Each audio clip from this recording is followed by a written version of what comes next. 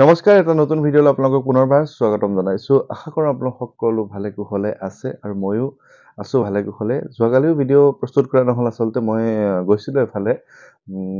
মানে মই সিদিনা আপোনালোকক অকণকৈ ইংগিত এটা দিছিলোঁ যে কেতিয়াবা মানে ভিডিঅ' আকাৰে নকৈ কোনো ঠাইত যাব লগা হৈ যায়। তেনেকুৱা নিমন্ত্ৰণ কিছুমান থাকে, তেনেধৰণে যাব লগা হয়। ঠিক তেনেকৈ গৈছিলোঁ আৰু খুবেই ভাল লাগিল য'ত গৈছিলোঁ। তেওঁলোকৰ মৰম চেনেহ আদৰ খুবেই বেছি ভাল লাগিল। আচলতে যিটো সমস্যাৰ বাবে তেওঁলোকে মোক খুব লৰালিকাৰে নিমন্ত্ৰণ কৰিছিলে। আশা কৰোঁ তেওঁলোকৰ সমস্যাবোৰ সমাধান হওক। তেওঁ ৰাতিপুৱা মেছেজ যোগে জনোৱা মতে মানে অলপ হ'লেও তেওঁলোকে সুফল পাইছে। গতিকে ময়ো আশা কৰোঁ, কাৰণ মই বৰ কষ্ট কৰি যাওঁ আপোনালোকৰ কাৰণে, কাৰণ যাতে আপোনালোকে যিখিনি ইচ্ছা কৰে, যিখিনি আপোনালোকে আশা কৰে মোৰ পৰা, সেইখিনি আপোনালোকৰ সফল হওক। সেই বুলিয়ে বহুত কষ্টও কৰোঁ আৰু আপোনালোকৰো যথেষ্ট মানে নিয়ম নীতিত সেই দিনটোত থাকিব লগা হৈ যায়। গতিকে তেনেধৰণে কৰি আছোঁ আপোনালোকৰ কাৰণে, কিবা এটা ভাল লাগে। আৰু এইখিনিতে মই দুটামান কথা আপোনালোকক ক'ম যে কিয় মই যাব লাগে, সেই কথাটো মই আপোনালোকক কওঁ যে বহুতে মোক এটাই মোক কৈ থাকে যে আপুনি মোৰ নামত বা আমাৰ নামত বজৰংগ বাণখন পাঠ কৰক, বা হনুমান চালিচাখন আপুনি পঢ়ি দিব, আপুনি আমাৰ হৈ। তেনেধৰণে বিভিন্ন ধৰণৰ মোক মানে কয় আচলতে সেইটো কৰিবলৈ। আচলতে বহু লোক নতুনকৈ আহি থাকে, বহুতে এই বিষয়ে আচলতে গম নাপায়। সেইকাৰণে আচলতে কথাবোৰ তেনেকুৱা ধৰণৰ হয়। মই যদি নকৰোঁ বুলি কওঁ, তেওঁলোকেও হয়তো মনত দুখ পাব। কিন্তু মই এইখিনিতে এটা কথা কওঁ যে হনুমান চালিচাখন মই যেতিয়া মোৰ গোসাঁই ঘৰত চাকি বন্তি জ্বলাওঁ, আপোনালোকৰ কাৰণেই হওক বা মোৰ কাৰণে, সকলোৰে কাৰণে যেনেকৈ জ্বলাওঁ, তেতিয়া মই হনুমান চালিচাখন পাঠ কৰোঁ। হনুমান চালিচাখন পাঠ কৰিলে আপোনালোকে যে মোক কয় যে আপোনালোকৰ কথাখিনি মই ভগৱানৰ ওচৰত তেনেধৰণে কৈ মই চাকি এগছ যেতিয়া জ্বলাওঁ, মই কওঁ আৰু তেনেধৰণে হনুমান চালিচাখন পাঠ কৰোঁ। কিন্তু যিখন বজৰংগ বাণ আছে, বজৰংগ বাণখন মই তেনেধৰণে মোৰ ঘৰত তেনেধৰণে পাঠ কৰি নাথাকোঁ। কাৰণ আপোনালোকক মই কৈছোঁৱেই যে বজৰংগ বাণখন হৈছে এক শক্তিশালী এখন হনুমানজীৰ এক মন্ত্ৰ বুলিয়েই কওক বা হনুমানজীৰ এখন খুব বেছি শক্তিশালী, খুব মানুহৰ প্ৰয়োজনত মতা বা তেখেতক নিৰ্দেশ দি তেখেতক আমাৰ ওচৰলৈ মাতি অনা এক প্ৰক্ৰিয়া বজৰংগ বাণখন। গতিকে আমি আমাৰ যিখিনি সমস্যা, সেই সমস্যাখিনি বুজি লৈ, আমাৰ বিপদখিনি বুজি লৈ তেনেধৰণে বজৰংগ বাণখন পাঠ কৰা হয়। আৰু এনেধৰণে হয় যে বজৰংগ বাণখন পাঠ কৰাৰ পিছত তেওঁ আপোনাৰ ওচৰলৈ বা য'তে পাঠ কৰা হয় সেই ঠাইখিনিৰ সমস্যাখিনি দূৰ কৰিবলৈ তেওঁ আহে বুলি কোৱা হয়, বা তেনেধৰণৰ এক প্ৰবাদবোৰ আছে। তেখেতক আমি বিভিন্ন ধৰণে নিৰ্দেশনাও দিওঁ যে তুমি আহা, তোমাক মই ৰামৰ শপত দিছোঁ, তুমি আমাৰ ঘৰত থকা যিখিনি বা এখেতসকলৰ ঘৰত যিখিনি সমস্যা আছে সেইখিনি তুমি পোনপটীয়াকৈ সমস্যাৰ সমাধান কৰা।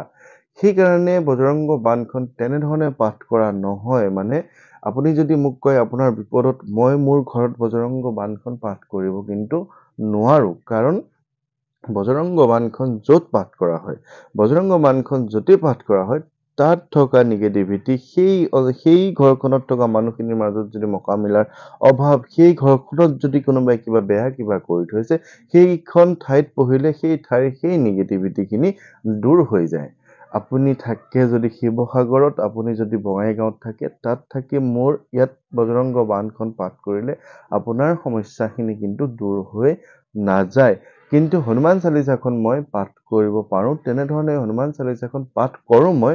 কিন্তু এইটো নহয় যে আপোনাৰ ঘৰত পাঠ কৰিলে যিটো আপুনি ডাইৰেক্টলি সমস্যাৰ সমাধান পাব, ইয়াতে পাঠ কৰিলে হয়তো সেইখিনি সমস্যাৰ সমাধান নাপাব।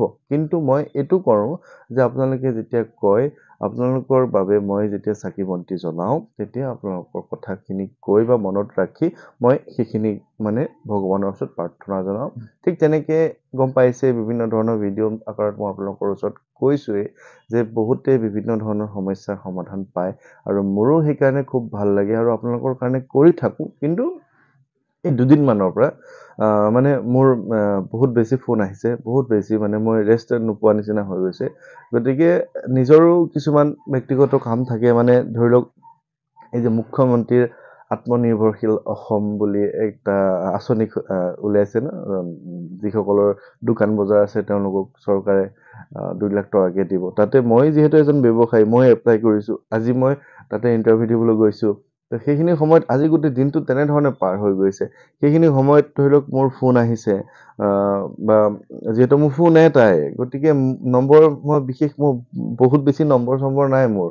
গতিকে মই ঘৰৰ কিছু ইমাৰ্জেঞ্চিৰ কাৰণেও সেই নম্বৰটো খুলি থ'ব লাগে। তো ফোনবোৰ যেতিয়া আহে মই ৰিচিভ কৰিব নোৱাৰোঁ। তাৰপিছত তাৰে দুই এজনে আপুনি বাহাদুৰি হৈছে, আপুনি আমাৰ ফোনটো হেৰি নকৰে, বা বহু এনেকুৱা লোকো মই পাইছোঁ যে অধৈৰ্য হয় তেওঁলোক, কাৰণে যে এক এক মিনিট আগত মেছেজটো দিছে, আপুনি ৰিপ্লাই নিদিলে যে, আপুনি উত্তৰ নিদিলে কিয়? এনেকুৱা ধৰণৰ প্ৰশ্ন কৰে। মানে 1 মিনিটতে মানে সেই উত্তৰটো লাগে। মই সেইখিনি সময়ত কি কৰি আছোঁ বা কি কথা তেনেকুৱা ধৰণৰ, কিন্তু তেওঁলোকে অকণমানো বিচাৰ বিবেচনা কৰি নাচায়। কাৰণ মই মানুহে এজন আৰু আপোনালোকে সহস্ৰজন আছে। আপোনালোকে প্ৰত্যেকেই মোলে মেছেজ কৰে। মোৰ সাধ্যানুসাৰে মই আপোনালোকক উত্তৰবোৰ দিওঁ, ফোনবোৰ ধৰোঁ, সমস্যাবোৰ কথা হেৰি কৰোঁ। তাৰ মাজতো মই যাবলৈও চেষ্টা কৰোঁ, আৰু যাওঁ সেইকাৰণেই, কাৰণ মই ডাইৰেক্টলি আপোনালোকৰ ওচৰলৈ গৈ আপোনালোকৰ ঘৰত থকা সমস্যাবোৰ মানে সমাধান কৰাৰ যিটো প্ৰক্ৰিয়া, বজৰংগ বাণখন পাঠ কৰিবলৈ চেষ্টা কৰোঁ। আৰু তেনেধৰণে বহুত লোকৰ সমস্যা সমাধান হৈছে। মই আপোনালোকক মানে 1-2কে এনেকে ধৰণে সংখ্যাত আপোনালোকক বুজাব নোৱাৰিম। বহু লোকৰ সমস্যা সমাধান হৈছে। খুব বেছি ভাল লাগে সেইকাৰণে। আৰু আপোনালোকৰ কাৰণেই মানে মই পতককে আপোনালোকৰ মাজলৈ আহিলোঁ। আৰু কেনেকে আহিলোঁ, কিয় আহিলোঁ, সেই কথাখিনি আজিও আপুনি মোক সুধিলে উত্তৰ কিন্তু বিচাৰি মই নাপাওঁ। তথাপিও আছোঁ আপোনালোকৰ ওচৰত, আপোনালোকৰ সমাধানখিনি হওক বুলিয়ে মই আহিছোঁ। আপোনালোকে হয়তো মোৰ কথাখিনি কোনোবাখিনিতে আপোনালোকৰ জীৱনত 2-এটা প্ৰেৰণা পায়, আপোনালোকৰ জীৱনৰ লগত মই কোৱা কথাখিনিৰ মিল পায়। আৰু সেইকাৰণে মই কেতিয়াও কোনো দিন এনেকুৱা ধৰণৰ কৰা নাই যে মই আজি এইখিনি সময়ত যিখিনি কথা কৈ আছোঁ, মই 10 মিনিট আগতেও ভবা নাই যে মই কি কথা ক'ম। কেৱল মই জানো যে আপোনালোকৰ যিখিনি সমস্যা আছে সেইখিনি সমাধান হ'ব পৰাকে মই দুটামান কথা আপোনালোকৰ ওচৰত জনাব লাগে। সেইখিনি কথা জনাম বুলি ভাবিয়ে এই লাইটটো লগাই লওঁ, আৰু মোবাইলত ষ্টেণ্ডটো এইটো লগাই লৈ আপোনালোকৰ ওচৰত কথাখিনি কওঁ। আৰু সেইখিনিৰ পৰাই আপোনালোকে 2-এটা জীৱনত প্ৰেৰণা হয়তো পায়, আপোনাৰ জীৱনৰ সমস্যাখিনি সমাধান হয়। আৰু সেইখিনিয়ে হৈছে মোৰ কোনোবা এজনে দিয়া চাগে শক্তি। সেইকাৰণে খুব বেছি ভাল লাগে। আৰু এইখিনিতে আপোনালোকক এটা মই খুব ধুনীয়া উপায় দিম, কাৰণ মই বহুত দিনৰ পৰা কৈ আছোঁ, মোৰ হাতত কেইটামান টিপছ আছে। তাৰে মাজৰ এটা টিপছ মই খুব সুন্দৰ টিপছ এটা আপোনালোকক দিওঁ, যাৰ দ্বাৰা আপোনালোকে খুব ধুনীয়াকে আপোনালোকৰ জীৱনৰ যিকোনো, ইয়াতে যিকোনো বুলি কৈছোঁ যেতিয়া যিকোনো বুলি বুজি ল'ব। তাত আৰু আপুনি যে মোৰ অমুকটো হ'বনে নাই, তেনেকুৱা ধৰণৰ সন্দেহ নানিবই। আপোনাৰ জীৱনত থকা প্ৰতিটো সমস্যা, যি সমস্যা আপোনাৰ আছে, সেই সমস্যাটোৰ বাবে এটা সৰু টিপছ দিম। সেই টিপটো আপোনালোকে যদি লয়, আপোনাৰ মানে ফলাফল আপুনি পাব। আপোনালোকে কৰিব কি, যে 3টা মঙ্গলবাৰ আপোনালোকে বাছনি কৰিব। আজি মঙ্গলবাৰ হৈ গ'ল, আজিটো বাদ দিয়ক, তাৰ পিছৰ মঙ্গলবাৰটো, তাৰ পিছৰ মঙ্গলবাৰৰ পৰা 3টা মঙ্গলবাৰ আপোনালোকে বাছি লওক। সেই 3টা মঙ্গলবাৰত আপোনালোকে ৰাতিপুৱাই হওক বা সন্ধিয়াই হওক, আপোনালোকে হনুমান মন্দিৰত যাওক। হনুমান মন্দিৰত গৈ আপোনালোকে এটা জেচমিন তেল জ্বলাব। জেচমিন তেল জ্বলাব। এটা চামিল তেল বুলি কোৱা হয়, বা বিভিন্ন ধৰণে বেলেগ বেলেগ তেলো কোৱা হয়, কিন্তু মই আপোনাক যিটো কৈছোঁ যে জেচমিন তেল জ্বলাব। এই জেচমিন তেলটো আপোনালোকে মূৰত ঘঁহাও পোৱা যায় দোকানত, বা বিভিন্ন ধৰণৰ পেৰাচুট কোম্পানীৰো পায়। বিভিন্ন কোম্পানীৰ জেচমিন তেল পোৱা যায়। 10 টকা 20 টকাৰ সৰু সৰু বটল পায়। এটা চাকিৰ কাৰণে আপুনি সৰু এটা বটল কিনি ল'ব, 10 টকীয়া। জেচমিন তেল জ্বলাব। সেই তেল যে চাকিত জ্বলাব, তাত এটা লং দি দিব। লং দি দিয়াৰ পিছত আপোনালোকে চাকি গছ ধুনীয়াকৈ জ্বলাব। ধূপ ইচ্ছা কৰিলে জ্বলাব, আৰু হনুমানজীৰ ওচৰত প্ৰাৰ্থনা কৰিব। প্ৰাৰ্থনা কৰি পাৰিলে আপোনালোকে, পাৰিলে নহয়, আপোনালোকে চালিচাখন গাব। মন্দিৰতে গাব, কিন্তু মন্দিৰতে আপোনালোকে চালিচাখন গাব। গাই এখন কাগজ লৈ যাব, বগা ৰঙৰ কাগজ লৈ যাব। কাগজ লৈ গৈ এটা পেন লৈ যাব। আপোনাৰ জীৱনৰ যিকোনো 3টা সমস্যা, খুব বেছি 3টা, এটাও লিখিব পাৰে, 2টা লিখিব পাৰে, 3টা লিখিব পাৰে, তাতকৈ বেছি নিলিখিব।